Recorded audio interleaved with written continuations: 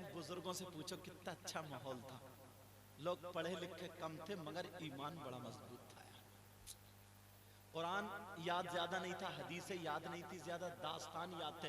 हालांकि झूठे दास्तान भी गलत है कि एक राजा था और एक रानी थी, इसी में रातें गुजार दी, प्याल पे पड़े ही पड़े, समझे, खटमल हो गए, प्याल में गुजारे और पड़ा, दास्तान नहीं छोड़ रहा, मगर फिर भी किसी की बहन बेटी को नहीं तकता था। पुराने लोग के, मेरी बहनें थी, अगर 4 मर्द खड़े होते थे ना तो औरतें जा रही हैं तो फौरन रुक जाती थी कि गली में मर्द खड़े हम नहीं जाएंगे, या तो रुक जाती थी या फिर रास्ता बदल के जाती थी। छोटा भाई बड़े भाई के सामने बीड़ी नहीं पीता था, बीड़ी, कितना अदब था, हिम्मत नहीं थी। औलाद अपने बाप के सामने बीड़ी नहीं पीती थी। कई कई बच्चों के बाप हो गए मगर फिर भी बीड़ी नहीं पीते थे बाप के सामने डर के मारे, कितना अदब था। और आज कौन सिखाएगा? अब्बा कह रहे हैं बेटे से फुक्का हो गया, क्या लगाता क्यों नहीं? अब कौन सुधारेगा? सोचो। पहले की माँ ऐसी थी, उसके सामने बेटी मजाल नहीं पानी भरती थी, पानी मजाल नहीं जो। और जब माई 40 साल की मेंढक जैसी टांगे, समझे, और पता नहीं क्या समझ रही है अपने आप को, वो ही मेकअप के मारे मरी जा रही है। इतना मेकअप तो बच्चों को कैसे सुधारेगी? मगर प्यारो नौजवानों, एक बात बताऊं यार, चलो माँ बाप बूढ़े हो गए, तुम तो इस लायक हो जाते ना कि तुम तो अपनी बहन के सर पे आंचल रख देते, तुम तो इस लायक हो जाते ना, इस लायक हो जाते कि अपनी बहन के सर पे आंचल रख देते। मगर कैसे रखोगे आंचल? तुमने अपना चेहरा देखा? कौन भाई अपनी बहन के सर पे आंचल रखेगा? वो जो डीजो पे नाचने वाला नचकैया भाई हो? कौन भाई रखेगा अपनी बहन के सर पे आंचल? जो डांस पार्टी में उन जोकरों के साथ में जोकरी करता हो? कौन भाई है जो अपनी बहन के सर पे आंचल रखेगा? जो कानों में कुंडल, नाक में नथुनिया, गले में चैन, हाथ में चूड़ी, कड़ा, पूरा पूरा छक्का बना हुआ, सही बता रहे हो मैं? तालियां बजाने वाला अपनी बहन के सर पे आंचल रखेगा? वैसे एक बात बताऊं तुम्हारे मतलब की, इन नौजवानों ने हाफिज मखसूद साहब इज्जत बचा ली है। हजरत किबला कहते क्यों नहीं? इज्जत बचा ली आजकल के नौजवानों ने। पूछोगे नहीं क्यों? मैं बताता हूँ इज्जत कैसे बचाई है। लड़कियों ने चूड़ी और कड़े निकाल के फेंके तो तुमने गिरने नहीं दिए, तुमने कैच कर लिए, तुम बोले हम हैं मर्द, हम पहनेंगे चूड़ी, है नहीं? कितनी इज्जत बचाई है। मोबाइल पे लोग मजनू और बीच रोड पे पलथी मार के, हेलो पागल, अजीब बात है यार। अल्लाह अल्लाह अगर जलसों में कह दिया जाता कि कौन कौन गुलाम नबी है, खड़े होकर के नारा लगा दे तो सारे लोग 10-20 नारा लगा देते हैं। प्यारों में तुम्हें गुलाम नबी की जिंदगी तुम्हारे सामने रख दो, अगर इजाजत हो तो बोलो एक तारीखी वर्क रख दो। नबी के गुलाम कौन होते? नबी के चाहने वाले कौन होते? अपनी बहनों के सर पे आंचल रखने वाले कौन? जरा सुनो मेरे नबी का ज़माना और एक सहाबी रसूल जिनका नाम हजरत खालिद बिन वलीद रदी अल्लाह ताला अन्हु, मेरे नबी ने उनकी पीठ ठोकी और ठोकने के बाद का जाओ फुला जगह जा करके उस किले पे सारी जमातें फेल हो जाती हैं, मगर तुम मेरे गुलाम हो, नबी के गुलाम हो, जाओ वहां जा करके इस्लाम का झंडा लहरा दो। हजरत खालिद बिन वलीद के साथ में कुछ जवान सहाबा चल देते हैं, घोड़ों पे सवार है। अल्लाह अल्लाह वाकिले पर पहुंच जाते हैं। वहां के लोगों ने देखा क्यों आया, कहा हम यहाँ इस्लामी झंडा लहराने आए, जंग के लिए तैयार हो जाओ। हजरत खालिद बिन वलीद वहां पर थे। इतने में ईसाइयों के 6 बड़े बड़े मौलाना निकल के आते हैं, 6 बड़े बड़े पादरी निकल के आते हैं। तुम्हारी जबान में मुफ्ती कह देता हूं समझ लेना, सबसे बड़े जो थे वो 6 लोग निकल के आते हैं और आने के बाद कहते हैं ओ बताओ तुम लोग कौन हो? वो बोले हम मुसलमान हैं और नबी के गुलाम हैं। अल्लाह अल्लाह जब इतना कहा तो वो 6 के 6 बोले बताओ तुम में सिपह सालार कौन है, तुम्हारा रहनुमा कौन है? सबने हजरत खालिद बिन वलीद का नाम ले दिया। दुबले पतले थे, कई 2.5 अड्डी का आदमी, 2.5 मत समझिए, तलवार चलती है तो बिजली की तरह चमकती है। अच्छा, वो 6 के 6 बोले सुनो हम तुमसे लड़ना नहीं चाहते, हम नहीं चाहते कि तलवार चलाएं, हथियार चलाएं, खुरेजियां करें, तुम्हें मारे मरे, ये कुछ नहीं। तुम क्या चाहते हो? अल्लाह बरकतें फरमाए। ये आर्मी में रहते हैं, कश्मीर रहते थे, अभी बरेली आ गए, अल्लाह का फजल है। और इनके भी एक खुशी की बात ये, 4 बेटियों के बाद एक बेटा था। अल्लाह ताला बरकतें अता फरमाए। हमारे बच्चे अगर पढ़ेंगे, सुबह सुबह दौड़ेंगे तो कोई इंजीनियर होगा, समझे, कोई डॉक्टर होगा, कोई बीओएमएस करेगा, कोई एमबीबीएस करेगा, कोई पीएचडी करेगा, कोई एलएलबी करेगा, कोई पीजीसी करेगा। ये सारे कोर्सेज जब करेंगे ना, पढ़ने वाला होगा तो कहीं ना कहीं काम जरूर आएगा। समझ में आ रही बात? वरना मोबाइलों से बर्बाद मत हो जाइयो। खालिद बिन वलीद से कहा हम लड़ना नहीं चाहते, हालांकि हम 6 लोग वो हैं, अगर अपनी कौम से कह दें तो हमारी कौम अपनी जान दे देगी, गर्दन कटा देगी, पीछे नहीं हटेगी। मगर हमने सुना है तुम बड़े पक्के मुसलमान हो, नबी के गुलाम हैं। बोले अल्हम्दुलिल्लाह। बोले ऐसा करो, तुम्हारा ईमान अगर इतना मजबूत है ना तो तुम हमारे किले में पैदल होके, हमारी बाजार में होके गुजर के चले जाना। अगर तुम सही और सालिम गुजर गए, तुम्हारा ईमान नहीं डगमगाया, तुम्हारी गुलामियत पे दाग नहीं आया, तो किला तुम्हारे हवाले। हजरत खालिद बिन वलीद ने मंजूरी ले ली, मंजूर कर लिया कि हाँ ठीक है अल्हम्दुलिल्लाह। लेकिन ये मुसलमान शाम को कुरान पढ़ पढ़ के कहने लगे भाई इतना तो बताओ, ये लोग तो बड़े चालबाज होते हैं, ये लोग तो बड़े धोखेबाज होते हैं, कहीं ऐसा तो नहीं है हमें किले में अंदर डाल के फिर ये लोग हम पे हमला कर दे और शहीद कर दे। हजरत खालिद बिन वलीद ने कहा अगर हमारी किस्मत में शहादत लिखी हुई है तो हमसे खुश किस्मत कौन होगा? बेशक। रात भर ये गुलाम नबी तिलावत करते रहे, नमाजें पढ़ते रहे, अल्लाह अल्लाह तिलावत करते करते नमाज पढ़ते पढ़ते फजर का वक्त हो जाता है।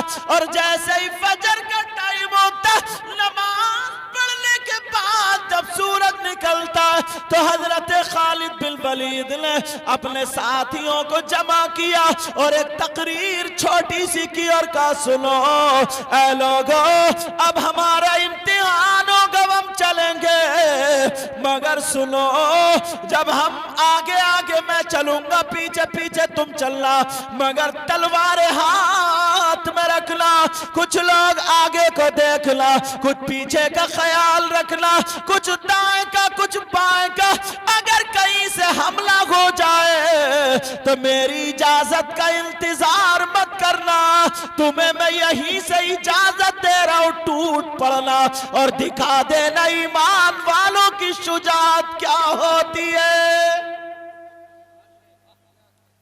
कहा ठीक है। कहा मेरी इजाजत का इंतजार मत करना, यहीं से इजाजत देकर। जब सूरज निकल आया, टाइम हो गया, हजरत खालिद बिन वलीद घोड़े पे सवार है, सहाबा पीछे पीछे।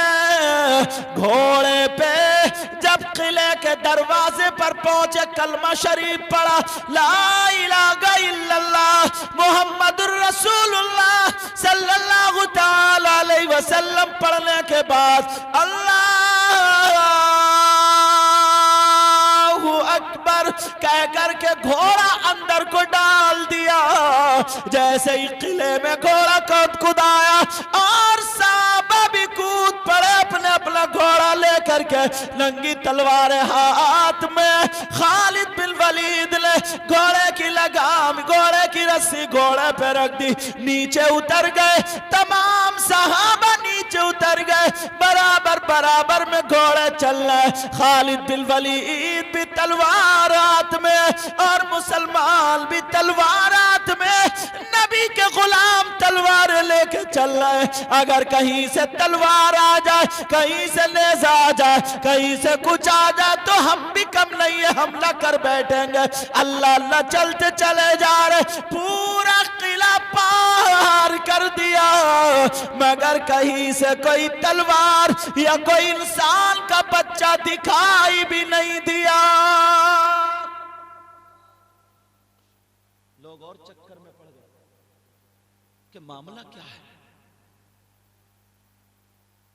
बात क्या है। खालिद बिन वलीद जब किले के उस दरवाजे पे पहुंचे, कहा सुनो साहिबो सुनो, तुम लोग यहीं पे रहना, अब हमें बाजार में से गुजरना है, मगर पहले मैं जायजा लेके आऊं, पहले मैं देख के आऊं। अगर समझ लो मेरी नारे तकबीर अल्लाहु अकबर की आवाज बुलंद हो जाए तो समझ लो मेरी खालिद की तलवार चल गई, तो तुम भी आ जाना, वरना मेरे आने का इंतजार करना, ये मोर्चा मत छोड़ना। हजरत खालिद बिन वलीद ने घोड़े पे चढ़े, एक तरफ को जाकर के देखा, सुने वो नौजवान जो तेरी मेरी बहन बेटियों को तकते हैं, जो शादियों में उसी तरफ खड़े होते हैं जिधर लड़कियां खड़ी होती हैं, और मेरी बहनें भी, मेरी बच्चियां भी कुछ ऐसी हैं, वो भी दांत उधर ही फाड़ते हुए मिलेंगी, उधर ही गिजराते हुए मिलेंगी जिधर लड़के मिलेंगे, कमियां दोनों तरफ। और बाज तो अब मैं क्या बोलूं, क्या जुमला बोलूं, इतना बड़ा लफंगा है, कितना बुरा जहन है उस नौजवान का, कितना बदतमीज इंसान है वो, कितनी बुरी जहनियत है, इससे गंदी नीच बुरी घटिया सोच हो ही नहीं सकती। बताऊं क्या, तुम्हारे यहां कोई ना कोई मेला लगता होगा, उस मेले में बिसात खाने की दुकानें भी होंगी, होती है नहीं, बोलते रहो। बिसात खाने की दुकानों में औरतों का सामान होता, मर्दों का, औरतों का, चुटिया बुंदे औरतों के, चूड़ी कड़े औरतों के, गले नाक का औरतों का, हाथ पांव पाजेब सब औरतों के, क्रीम पाउडर लाली वगैरह वगैरह चूड़ी सब औरतों की। मगर तुम देख लेना 10-20 उचक्के लफंगे निरी गंदी जहनियत रखने वाले बिसात खाने की दुकान में तुम्हें टहलते हुए मिल जाएगा। नहीं मिलेंगे क्या? और कौन मिलेगा? वो जिसके घुटने पे पैंट फटी हुई होगी, जिसके कूलों पे गोश्त नहीं होगा, पैंट निकली जा रही है, गालों में गड्ढे, आंखों में गड्ढे और बाल खड़े हैं जैसे सही के कांटे, जेल लगाने में मर गया। और चलिया तो चिड्ढे की तरह, एक टांग उधर है एक इधर है। और और बना मेरा हीरो है हीरो। पुराने आदमियों से पूछो, इन्होंने चने की रोटी खाई है, गुड़ से खाई है, बाजरे की रोटी खाई है, ज्वार की रोटी खाई है, मकई की रोटी खाई है, गेहूं की रोटी खाई है, चावल की रोटी खाई है, गुड़ से खाई है, मठे से खाई है, दूध से खाई है। मगर इनकी नीयत इतनी अच्छी थी, ये फौलाद थे फौलाद। पहले इतनी मोटरसाइकिलें कारें वारें नहीं थी, बैलगाड़ी चलती थी। अगर बैल कहीं पे जवाब दे जाते थे, कहीं फंस जाती थी गाड़ी, तो यही जो आज बूढ़े हो गए कांधा लगा के गाड़ी निकाल दिया करता था। और आज का ये हीरो, रेडीमेड हीरो, उतार का हीरो, गालों में गिट्ट नहीं मंजनू की तरह झूमते झिल्लिया, बाल कर लिए रंग बिरंगे, ऐसा लगता है गधा चर गया वालों को पीछे से। और बना बड़ा हीरो। पुराना आदमी आज के हीरो का थप्पड़ मार दे तो 3 कलम आदि खाएगा, 2 बोतलें चढ़ेंगे। शायद साहब कह रहे क्या बात है, इन्हें पता ही नहीं चला। इनका मतलब था क्या ही बात है, समझे? सही बता रहे हो। पुराना आदमी थप्पड़ मार दे तो 3 कलम आदि खाएगा, 3 और 2 दिन बोतलें चढ़ेंगी। ये है हीरो। क्यों? इसकी नीयत गंदी है, नीयत। इसकी सोच गंदी है, सोच। पहले का आदमी अगर हिंदू लड़की भी पड़ोस में रह रही है तो वो हिंदू भी कहती थी मेरी इज्जत महफूज है, इसलिए कि मैं मुसलमानों के मोहल्ले में रहती हूँ। और मुसलमान वो होता है जो अपनी जान दे देता है, मगर किसी की बहन बेटी की इज्जत पे आँच आने नहीं देता। सुभान अल्लाह, बेशक। लेके अकेला खड़ा हो जाता था कोई गांव की लड़की को, चाहे हिंदू क्यों ना, भेजता नहीं था ना, तो गांव पहुंच जा, भेजेगा कैसे नहीं। लाठियों की सच्ची लड़ाई थी, सच्ची। और अब पता ही नहीं चलता दोस्त कौन है, दुश्मन गिजरा गया पीछे कर रहा बुराई, पता नहीं चलता कौन दोस्त है कौन दुश्मन। एक आदमी का फोन आया, बोले हुजूर सैयद साहब मैं खुदकुशी करने जा रहा हूं। मैंने कहा क्यों भाई, तुझे कौन सी खुशी है भाई? तो बोला अब कुछ रहे ही नहीं, बीवी भी भाग गई बच्चों को लेकर के। मैंने कहा क्यों, हुआ क्या, बात बता। बोला हुजूर 4 बीघे जमीन थी मेरी, अच्छा खासा कमा रहा था, मजदूरी कर रहा था, खा रहा था, 4 बीघे, बीवी भी थी, 4 बच्चे थे। मैंने कहा अच्छा। बोले फिर? बोले गांव वालों ने चढ़ा दिया कि तू प्रधान बन जा। इलेक्शन लड़े हो, बोले मेरी 4 बीघे जमीन समोसों में खा गए सब।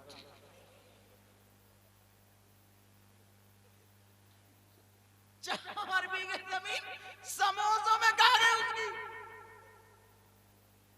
गांव के भी कम नहीं है, समोसे खाएगा इधर के, वोट देगा इधर। आंकड़े लाए, आंकड़े। अल्लाह अल्लाह, जरा देखो हजरत खालिद बिन वलीद अपने घोड़े पे सवार हुए और बाजार की तरफ को चले। जैसे ही बाजार पहुंचे, प्यारो सुनो, जो लपंगे घूमने वाले वो सुन लेना, सुन लेना। जैसे बाजार में गए, वहां पर जाकर के देखा तो वहां पर लड़कियां फैश नीले कपड़े पहने हुए, आधी आधी नंगी, बाल खड़े थे, किसी के गुम्पे थे, किसी का खूंटा खड़ा था चुटिया की जगह, किसी की आधी चुटिया आगे और आधी पीछे, किसी के बाल कटे हुए, किसी की आस्तीन नहीं। उन लड़कियों को फैशन करा के खड़ा कर दिया था और उन्हें कसम दे दी थी तुमने बड़े बड़े परहेजगारों को बहका दिया, तुमने बड़े बड़े मुत्तकियों को बहका दिया। मगर ये मुसलमान है बहुत मजबूत वाले, बहुत मजबूत ईमान वाले, आज तुम्हें इन्हें बहकाना है, भले कुछ भी करना पड़े, किसी भी हद से गुजरना पड़े। लड़कियों को कसम दे दी गई, जीत और हार तुम्हारे ऊपर है। उन लड़कियों के अलावा पूरी बाजार खाली कर दी। अब लड़कियां इंतजार में खड़ी थी, हमें तो अच्छा अच्छा देख के के फिसल जाता। हजरत खालिद बिन वलीद ने जब गंदापन देखा फौरन घोड़े को एड़ मारी और वापस आके सहाबा में खड़े हो गए। सुभान अल्लाह बेशक। क्या बात है। खालिद बिन वलीद का बयान सुनो। वो कहते हैं कुछ जंग ऐसी होती है जो तलवार से जीती जाती है, कोई जंग हथियार से जीती जाती है, कोई जंग शुजाअत बहादुरी से जीती जाती है, कोई जंग दाव पेच से जीती जाती है, कोई जंग होशियारी से जीती जाती है, मगर आज की जंग नबी के किरदार से जीती जाएगी, करैक्टर से जीती जाएगी, अखलाक से दिखी जाएगी। बोले मतलब, बोले ऐसे ऐसे लड़कियां खड़ी हैं मगर तुम दिखा देना, बता देना जो मुसलमान होता है, जो नबी का गुलाम होता है, वो यही कहता हुआ गुजरता चला जाता वो कोई और होगा जो अपना ईमान दे देगा। प्यार से बोलो सुभान अल्लाह। सुभान और गुस्से में बोलिए। वही तो मैं कह रहा हूं तुम्हारा क्या, हाँ लक्ष्मिया पुरख है, गयूर मुसलमानों का जब प्यार इतना कर रहा है, वो कोई और होगा जो अपना ईमान दे देगा और नबी को चाहने वाला नबी पर जान दे देगा। अल्लाह बरकत फरमाए। हजरत खालिद बिन वलीद ने कहा सुनो आज दिखा देना है। उन लड़कियों ने कसम खा लिए मगर तुम गुलाम नबी हो, नजरें उठा करके नहीं देखोगे, तुम्हें उन हसीनाओं का चेहरा नहीं बल्कि रूए यार नजर में रहे, नबी का चेहरा नजर में रहे। आला हजरत क्या बोले, अजीमुल बरकत क्या बोले, रफीउद दराजत क्या बोले, वो कमाल हुस्न हुजूर है। क्या बात। प्यार से बोले। वो कमाल हुस्न हुजूर है के गुमान नक्श जहां नहीं, और यही फूल खार से दूर है, यही शम्मा है के धुआं नहीं। खालिद बिन वलीद बोले आज दिखा दो नबी के गुलाम क्या होते। सुभान अल्लाह। सुभान। नौजवानों अपने गिरेबानों में झांकना, वो नबी के गुलाम तो और हम भी नबी के गुलाम है, कितना बड़ा फर्क है। तुम जबरदस्ती उधर ही खड़े हो जिधर तेरी मेरी बहन बेटियों पर नजर पड़े, और वो नबी के गुलाम चले। खालिद बिन वलीद बोले आगे आगे मैं चलूंगा, पीछे पीछे तुम।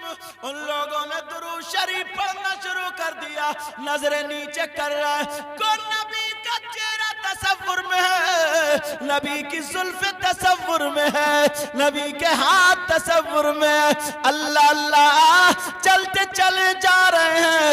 उन बाजार में जब पहुंचे उन लड़कियों ने देखा अब मुसलमान आ रहे हैं, उन्होंने सीटियां बजाना शुरू कर दी, उन्होंने तालियां बजाना शुरू कर दी, उन्होंने चूड़ियां बजाना शुरू कर दी, उन्होंने पाजेब ज़ेबरी अपनी झलकार सुनाना शुरू कर दी।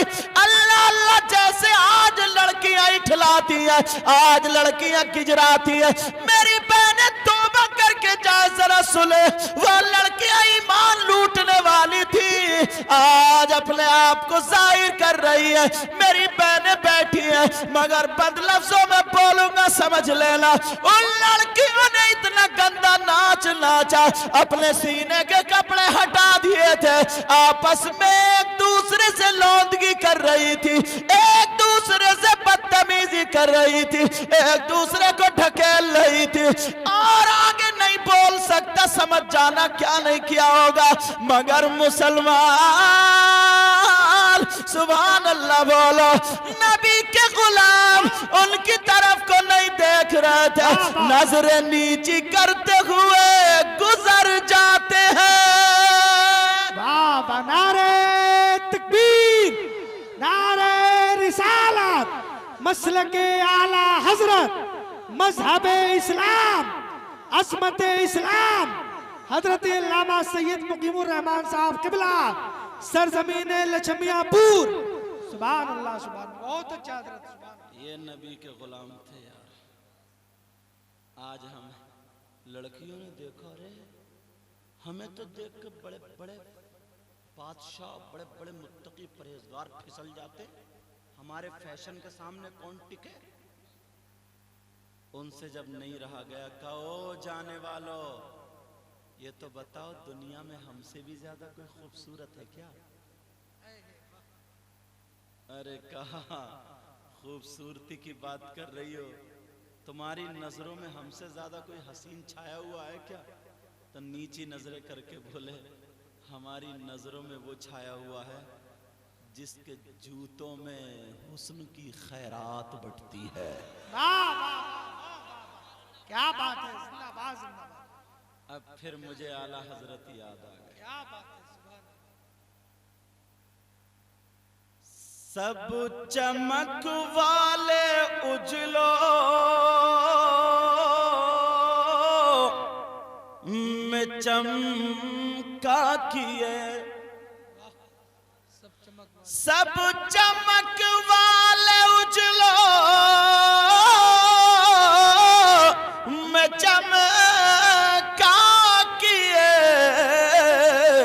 और अंधे शीशों में चमका हमारा नबी, और अंधे शीशों में चमका हमारा नबी। ये बोले सुनो, हम उस आका के दीवाने हैं जिसके सामने खूबसूरती आके कदम तोड़ देती है। हम उस आका के दीवाने हैं, उन जैसा दुनिया में कोई बना ही नहीं है, तभी तो वो उन जैसा कोई दुनिया में बना ही नहीं है। सब कुछ बना तो उन्हीं के सदक़े में बना, तभी तो बरेली के इमाम बोलते हैं, जमीनो जमा तुम्हारे लिए, मकीनो मका तुम्हारे लिए, चुलीनो चुला तुम्हारे लिए, बने दो जहां तुम्हारे लिए। सुभान अल्लाह, सुभान अल्लाह, सुभान अल्लाह। आज इन्होंने ये मोहम्मद नबी साहब ने बेटे की शादी में प्रोग्राम करके साबित कर दिया, निकाह नबी की सुन्नत है। तो जिस आका की सुन्नत निकाह हो, तो हम काय को शैतानों का जिक्र करें, हम तो प्रोग्राम करके अपने आका का जिक्र कराएंगे। बेशक। और एक बात बताऊं काम की, जब अल्लाह और रसूल का जिक्र होता है ना, तो आका खुद तशरीफ भी लाते हैं। और जहाँ पे वही डांस पार्टी आती है और नाचने वाली वो नचनियाँ आती हैं, तो वहाँ पे रहमत के फरिश्ते भी नहीं आते, तो रसूलुल्लाह कहाँ से आएंगे? वहाँ पे शैतान आते हैं।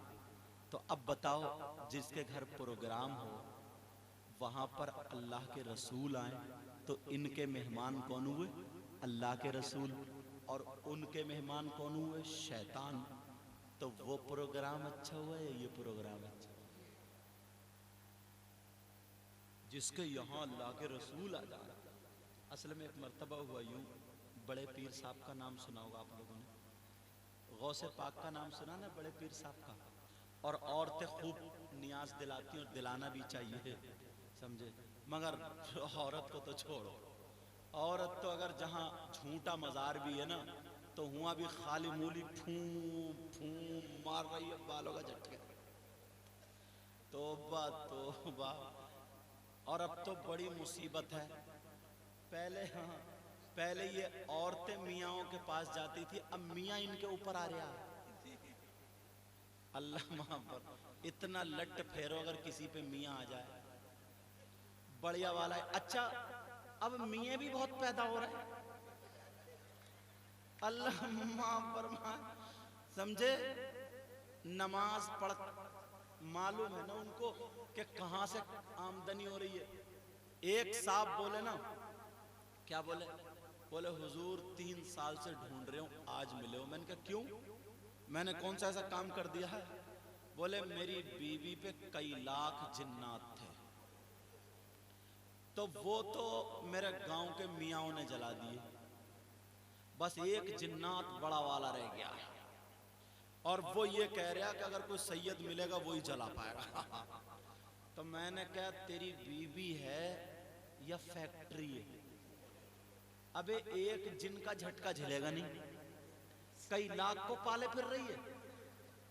निरे झूठे मियाँ, निरे जो सच्चे हैं वो तो सच्चे हैं, खैर उनकी तो बात नहीं कर रहे हैं, वो अच्छे हैं, मगर जो झूठे, निरे झूठे, ऐसा कारनामा बता दे। मैंने क्या, वो तेरे गांव के मियाँ नहीं है, मियाओ है, मियाओ, खा जाएंगे, खा। समझे? ऐसे ऐसे इत्तेकाद, ऐसे इत्तेकाद। अभी ज्यादा दिनों की बात नहीं, हजरत एक का फोन है, बोले हुजूर बहुत परेशान हूं। मैंने कहा क्यों, क्या बात है? तो बोले मेरे घर पे जिन्नात लग गए। मैंने कहा क्यों, क्या कर रहे हैं? तो बोला पता नहीं हुजूर, जिन्नात पैसे ले जाते हैं निकाल के। मैंने कहा क्या मतलब? बोले पैसे ले जा, कभी 500 गायब है, कभी 100 गायब है, कभी 200 गायब है, कभी कई हजार रुपए गायब। मैं दुखी हो गया हूँ, इतना कमाता नहीं इतना गायब। मैंने कहा यार, जिन्नात को तो गाड़ी भी नहीं खरीदनी, जिन्नात को शादी भी नहीं करनी ऐसे ही, और जिन्नात को कोई प्लॉट भी नहीं खरीदना, जिन्नात को कपड़े भी नहीं खरीदने, जिन्नात को कौरमा रोटी भी नहीं खाना जो तुम गन्ने में गिरा लेते हो।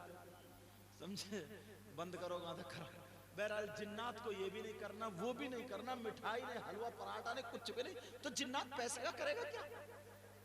वो तो उर गया, उर आ गया, जिन्नात करेगा क्या? तो बोला हुजूर बड़ा परेशान हूं। मैंने कहा ठीक है, ठीक हो जाएगा, मगर एक अमल है और 40 दिन का है। मैंने सोचा चलो इसी बहाने नमाज ही हो जाएगा। मैंने कहा बेटा 40 दिन तक जमात से तुझे नमाज पढ़नी पड़ेगी, और हर नमाज के बाद तुझे 11 मरतबा दुरूद शरीफ पढ़ना पड़ेगा। तो बोला ठीक है हुजूर, बहुत दुखी हूं। और मैंने कहा शर्त तो सुन ले। क्या है? बोले क्या? मैंने कहा बीबी को मैके छोड़ना पड़ेगा। मुझे मालूम था जिन नहीं है, जिन्नात नहीं रह रही घर में। मैंने कहा बीबी को घर छोड़ना पड़ेगा। तो बोले ठीक है हुजूर। बीबी से बोला जाके अब तुम मैके रह लो, हमें जरा वजीफा पढ़ना जिन्नात भगाने का। बीबी मुंह करके बोली तेरा बाप भी नहीं भगा पाएगा। उसे मालूम था मैं ही हूं। तो कहा वजीफा किसी बता? सैयद साहब ने बोले कोई भी बता ले। बोले ठीक है। बीबी चली गई, ये पढ़ता रहा पढ़ता रहा पढ़ता रहा। नमाज है, बड़ा शौक हो गया बेचारा। 40 दिन में आदत तो बनी नमाज पढ़ने की, बड़ा शौक हो गया। मैं तो भूल गया। 40वें दिन के बाद एक दिन बात होना, बोले हुजूर जिन्नात भाग गए। मैंने क्या मतलब? बोले वही जो आपने वजीफा बताया था। मैंने कहा हाँ। तो मुझे याद आ गया। बोले वो भाग गया, मैं पैसे टांग रहे हूँ जिन्नात ने। मैंने कहा भागे नहीं है बेटा, आ जाएंगे। बोले आ जाएंगे। मैंने कहा जिन्नात नहीं है, जिन्नात नहीं थी, मैके गई है, मैके। मैंने सारी बातें बता दी, और बताने के बाद बोले अच्छा हुजूर ये बात थी। बोले बस अब आगे का इलाज मैं खुद कर लूंगा। वो भी तुम जैसे ही था। बोला आगे का इलाज खुद कर लूंगा। मैंने कहा ठीक है, कर लिए। बीबी को गया, बड़ा तेल उल डालने से बोले चलो जिन्नात भाग गए। बीबी बोली अजी सुनो तो, ये जिन्नात धोखा बहुत देते हैं, फिर भी आ जाते हैं, क्योंकि इसके दिल में मैल था। बोली आ जाते हैं तो दिल में ये बोला आज देख लूंगा कितने आएंगे। शाम को ये लेटने से पहले करारे उधार ला के 4000 रुपए गिल गिल के जेब में रख के सो गया। बीबी ने उसी रात में 700 मार दिए। 700 जब मारे, सुबह कुल्ली बाद में करी उसने, मुंह बाद में धोया। पहले नोट 700 कम थे। मोटा वाला लठ लाया, बीबी को इतना मारा, बोला कम बखत तुझे मालूम है ईशा में 17 रकातें कितनी करनी पड़ जाती है।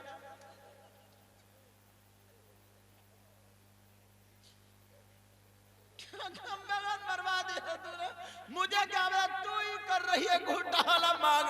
इतना मारा तोड़ फोड़ के बड़ा खुश हॉस्पिटल ले गया। हॉस्पिटल से फोन करा, बोले हुजूर हो गया इलाज। मैंने कहा बोला हॉस्पिटल में हूँ। मैंने कहा क्यों? बोले जिन्नातनी को लाया हूँ तोड़ फोड़ के। मैंने कहा यार अच्छा हुआ तूने मेरा नाम नहीं, वरना मुझे फंसवा देता। तो बताओ ऐसी भी औरतें इतने ढचोकले मारती है, कहती है ये मियां बहुत पहुंचा हुआ, ये बहुत पहुंचा हुआ।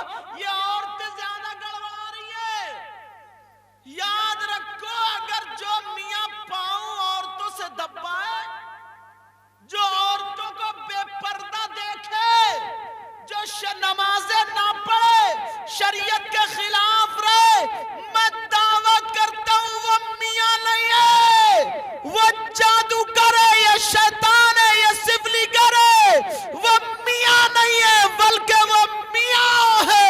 ऐसे से अपनी बेटियां भी बचाओ और अपने घर की बच्चियां भी बचाओ। बेशक। समझ में आ रही बात? अच्छा तुम लोग हजरत ये इतने सीधे हैं, इतने सीधे साधे बोल, मगर अब नहीं कहूंगा सीधा, तो तुम भी मतलबी हो। बताओ क्यों? बताओ आगे सब बताओ क्यों? तुम्हें भी मालूम है जो नमाज ना पढ़े वो मियां हो ही नहीं सकता। तुम्हें भी मालूम है जो औरतों ने पांव दबाते दबाते पुल कर दिए वो मियां हो ही नहीं सकता। मैं अपनी बहनों से कहता हूँ, तुमने बहुत दिनों से एक मियां पड़ा था राजस्थान में, पूरी लाश। मुझे क्या पता, लोग बोले मुरीद है, बोले आप भी सैयद साहब है, हमारे मियां सरकार बुला रहे हैं हमारे। मैंने कहा कौन है तुम्हारा सरकार, पहले बता तो दो भाई। वो जब जाके देखा, उन्होंने तारीफ करी तो भैंस पड़ी थी जैसे बिल्कुल लाश, पेट लेटा तो इधर पड़ा, समझे? तो दो औरतें पेट दबा रही हैं, दो औरतें पांव दबा रही हैं, दो हाथ। पहले तो मैंने चल निकलो, तुम जल्दी निकलो यहाँ से। औरतों को हटाया। मैंने कहा तुम्हारा क्या मतलब है यहाँ पे? तो बोली अब्बा आए हैं हमारे। मैंने कहा अब्बा से निकाह भी जायज है, करेगी अपने सगे अब्बा से निकाह? मुरीदा का पीर से निकाह जायज है। निकाह अगर कोई पीर किसी मुरीदा से निकाह करना चाहे और रजामंदी हो जाए दोनों तरफ से, तो निकाह शरीयत में जायज है। और बाप का बेटी से जायज होगा क्या? शरीयत मुस्तफा में मुरीदा से पीर का पर्दा है, पर्दा, वरना आंखें फोड़ दी जाएंगी इस पीर की भी और मुरीदा की भी। ये शरीयत मुस्तफा, सारी मियाँगिरी निकल के रह जाएगी कब्र में।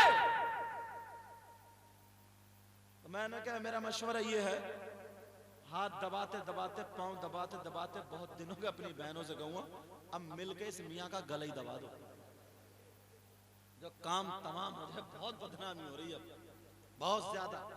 इन ढचोकलों ने असलियों को भी बदनाम कर दिया। असलियों को, जो असली हैं, जो अच्छे हैं, उनको भी बदनाम कर दिया इन ढचोकलों ने। लेकिन अब मैं जो बता रहा था वो सुनो।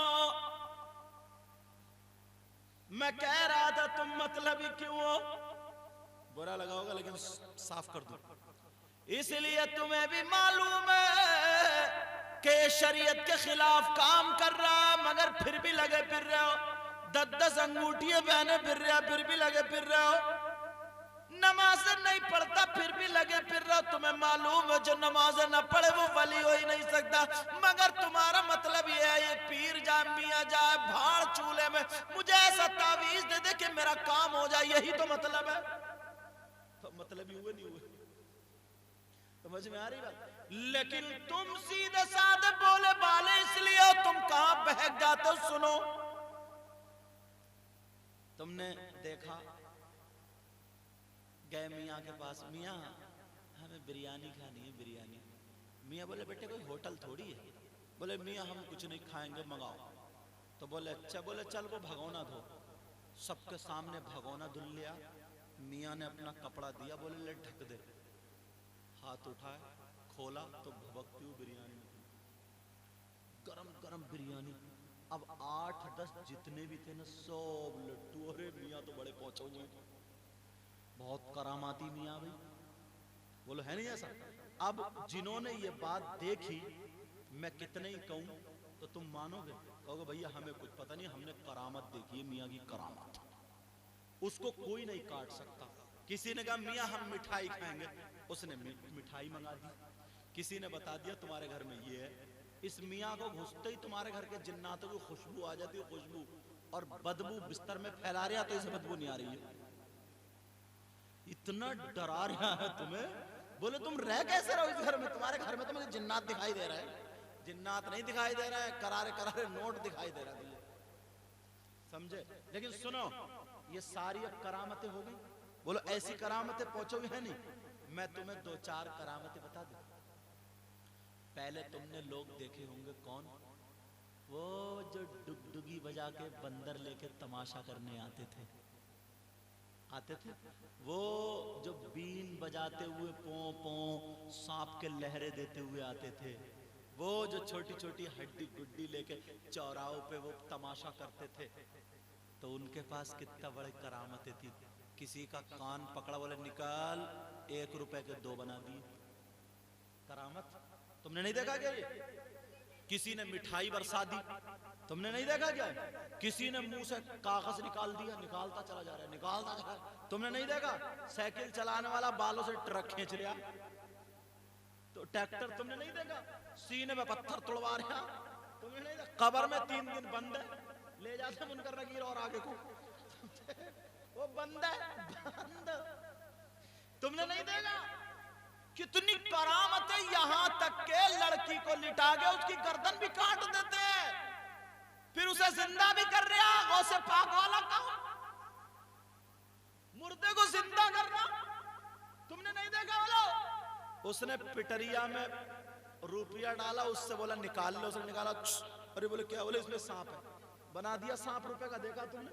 पिटरिया के नीचे कबूतर बंद किया, जब देखा तो हड्डी गुड्डी निकली, तुमने देखा होगा। कितनी करामतें तुमने देखी। नाक पकड़ा, वाले निकल, रुपया निकाल दिया। मोदी जी कितने नोट बंद करा दे, इसका एटीएम बंद होता क्या? घर में बैठे बैठे बना दो, निकाल 500 का, निकाल 2000 का, निकाल 100 का, निकाल 50 का। नाक तितरी एटीएम मशीन थी। हंसने की बात नहीं, देखो सोचो कितना बड़ा मियां था वो, कितना बड़ा वली, तो तुम उसके मुरीद क्यों नहीं हुए? क्यों नहीं हुए? जब पैसे अंतर मंतर झंतर जो भी कर निकाल, पैसा मौजूद, फिर गायब कर दिया, फिर मौजूद। जब इतना बनाने वाला था, बाद में कटोरा लेके भीख क्यों मांग रहा था? घर बैठे